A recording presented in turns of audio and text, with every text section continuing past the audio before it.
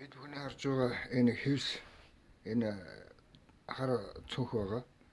За энэ том хевс байгаа. Үүний цаана ахаад нэг бас нэг хевс байна.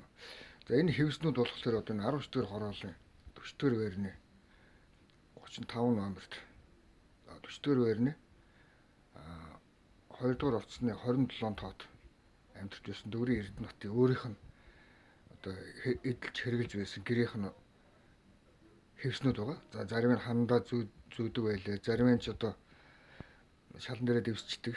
Тийм байлээ шүү дээ. Тэгээ одоо энэ хевснүүдийг хулгай хийсэн хүн нь болохоор одоо баригдчих байна л да. Миний эхнэр бол хязгаарч хулгай хийдэг. Батгэрийн ууган цэцгийн хувьд бол хулгай хийнэ гэж байхгүй. Маш шудраг, зарчимч эмэгтэй.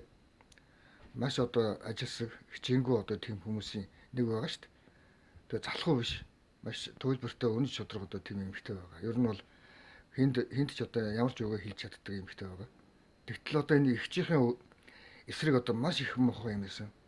Дүүрэн Эрдэнэт ингээд арин маршал цолтой байхад уран цэцэг гээд хамгийн бага дүүн маш их хэмжээний хөрөнгийг Сүнжин гараанд сулгаа хийгээд говь компани уртлын хогийн цэг дээр авчиад портер машинтай 130 машин ашиглаж одоо хүмүүст худалдсан байгаа. Харин